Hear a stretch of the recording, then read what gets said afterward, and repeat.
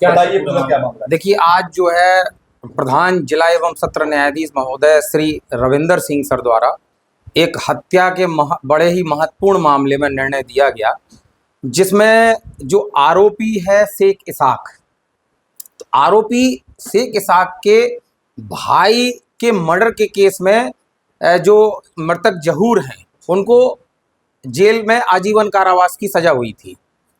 और जब वो बाहर पैरोल पे आते थे कभी कभी, तो ये शेख इसाक जो है उन पे एक नज़र रखे हुए था कि ये जैसे ही बाहर निकलेंगे तो मौका पाके हम इनकी हत्या कर देंगे अपने भाई की हत्या का बदला लेने के लिए, जबकि माननीय न्यायालय द्वारा इनको सजा हो चुकी थी जहूर को। तो जो है ये जब जहूर बाहर आए पैरोल पे, तो ये शेख इसाक ने जो है उनका जो है हत्या कर दी। और जो कोतवाली में 655/23 के रूप में ये अपराध जो है दर्ज हुआ कोतवाली में।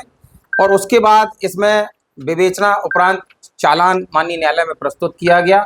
और आज जो है इस मामले में महत्वपूर्ण बातें ये थी कि एक तो जो गवाह थे वो इसमें पक्षद्रोही हो गए थे, मुकर गए थे अपने, जिन्होंने घटना देखी थी। दूसरी महत्वपूर्ण चीज इसमें ये थी कि जो विवेचना अधिकारी थे स्वर्गीय अरविंद कुजूर जी की जब न्यायालय में गवाही होनी थी उसके कुछ दिनों पहले ये उनके साथ ये उनकी आदि घटना हो गई। तो इसमें विवेचक के भी बयान नहीं हो पाए उसमें, और गवाह भी हॉस्टाइल थे। लेकिन इसमें महत्वपूर्ण चीजें जो थी वो ये थी कि जो आरोपी शेख इसाक है उसके पास एक बड़ा महत्वपूर्ण मोटिव था, हेतु था मर्डर करने का, पहली चीज।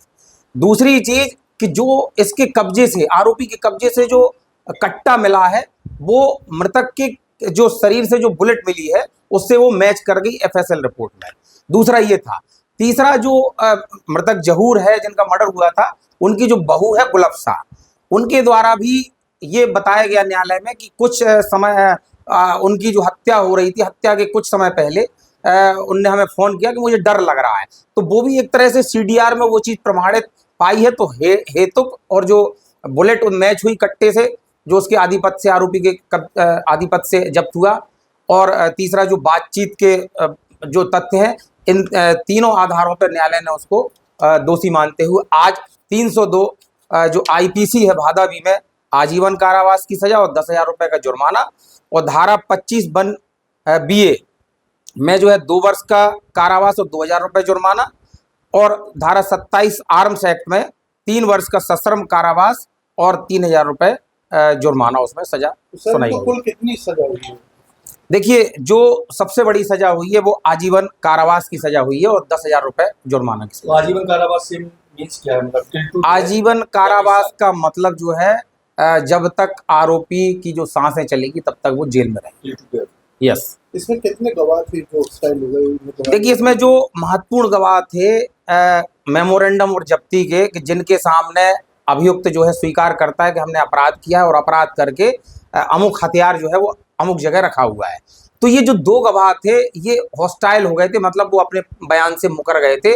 उन्होंने न्यायालय में ये कहा कि हमें इसके संबंध में कोई जानकारी नहीं है, पुलिस ने फर्जी कार्रवाई की। मरहूम थाना प्रभारी तत्कालीन अरविंद कुजूर जो है, उनकी गवाही कितनी महत्वपूर्ण थी, उनका क्या रोल था इसमें? फिर अगर उनकी गवाही नहीं होती तो उनकी जगह किस विवेचक की गवाही पर? देखिए, बिल्कुल, चूंकि जब ये केस मेरे द्वारा इसमें संचालन किया गया, चिन्हित केस था, तो मुझे जो है जब ये कुजूर साहब की जब पेशी थी और उसके पहले कुछ दिनों पहले, मुश्किल से 4-5 दिन पहले ये जब घटना हो गई, तो मुझे ऐसा लगा कि शायद अब केस जो है उतना अब उसमें वो नहीं हो पाएगी। लेकिन फिर भी मैं अंतिम सांस तक जो है इसमें लगा रहा कि कुछ चीज़ें यदि प्रमाणित हो जाती हैं तो निश्चित तौर पे आज उसमें सफलता मिली। तो उनकी जगह पे जिन्होंने एफआईआर लिखी थी मामले की, सब इंस्पेक्टर देवेंद्र यादव, और उनकी गवाही हुई थी। उन्होंने केवल जो है उनके हस्ताक्षर पहचाने थे उसमें।